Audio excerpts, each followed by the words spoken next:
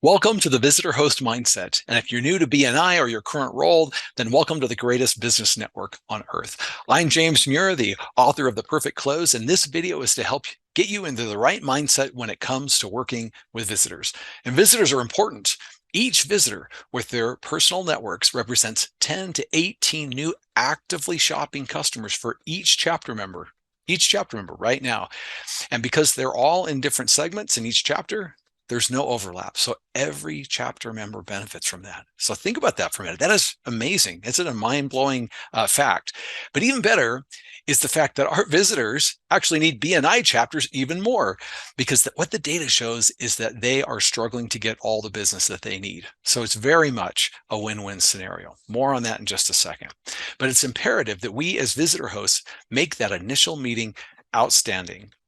And that's part of our responsibility as visitor hosts. So to be clear, selling BNI memberships, helping visitors benefit from BNI is part of our responsibility. And for some folks, that can sometimes interfere with our mindset a little bit, right? At least it did me when I first got drafted into sales. So I want to share something with you that I think that you're going to find very liberating. And that is that how customers feel during their initial visit matters way more than what you actually say. Now, we are going to teach you exactly what to say, but what matters most is that visitors genuinely feel cared for and that we have their best interests at heart.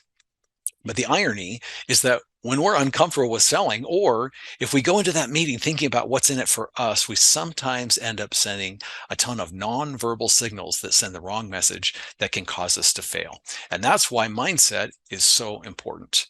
And there's a ton of things that can affect our mindset, of course, but one of those is our beliefs about selling. And when I interview people about their concerns about selling, some common concerns that come up sometimes are, oh, well, I'm not a salesperson, or I hear that selling is icky, or I sometimes hear that they're not comfortable changing who they are. And all of these have a single thing in common. What they're really saying is that their identity isn't congruent with their perception of what selling is. Okay. And that just means they have a misunderstanding about what selling actually is, like I did when I first got drafted into sales.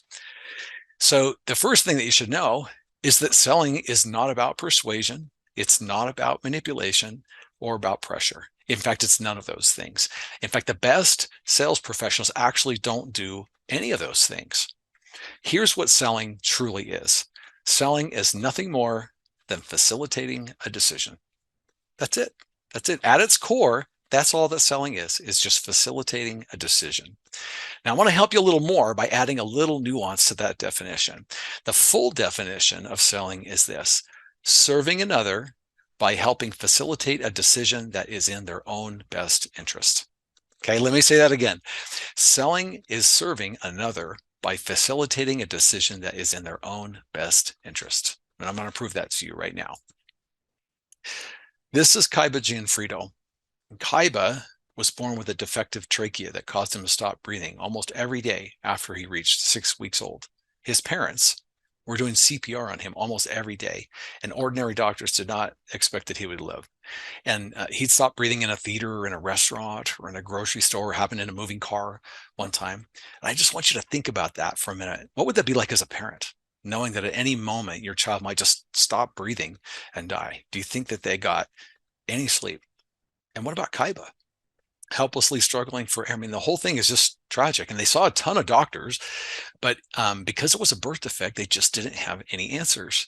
And they thought, well, one of these times they're just not going to catch it, and Kaiba's not going to make it. Eventually, Kaiba and his parents got to this guy, Dr. Glenn Green at University of Michigan C.S. Motts Children's Hospital. And Dr. Green had developed this amazing 3D printed biodegradable medical splint that might be applied to Kaiba's trachea and maybe save his life. And you can see the picture of this biodegradable medical splint right here. It's just this little thing about the size of a pencil. But the problem is that because it was a brand new procedure, it had not been approved by the FDA for use in patients. So he couldn't do it. He couldn't use the procedure. So Dr. Green went to some great lengths to try and save Kaiba. He identified and then used an emergency provision at the FDA to get approval. And fortunately, the FDA did approve it. And they did that procedure for the first time, not on an adult like they originally expected, but instead on an infant. And that procedure was a success. That biodegradable 3D printed medical splint saved Kaiba's life. When we see stories like this, we marvel when we see stuff like this, right? I mean, we're grateful to call ourselves part of humanity. When we see it, we say to ourselves, yeah, if I could save a life that way, I would do it, right? Without hesitation, we say that. Did you know there was a cell here? It surprised me when I found out there was a cell here. The CT, the MRI scans that made printing possible all cost money. The lasers and 3D printers and the biodegradable materials to print with, all of that had never been on a reimbursement schedule. This is the guy that was responsible for making that sale. His name is Scott Hollister, right? He's the one that made this sale happen. I got to thinking to myself, wow, I'm sure glad a sale was made here, right? Because that sale actually saved another person's life. So I got to thinking about this. Why is it that I see this sale differently than I see other kinds of sales? And I finally decided that it's because I could just more easily see how that sale had literally blessed another person's life, right? In this case, it saved a life. And that's when I realized that all selling is serving. Right? These dramatic examples like this one help us to see what selling truly is: service. Selling is an act of service.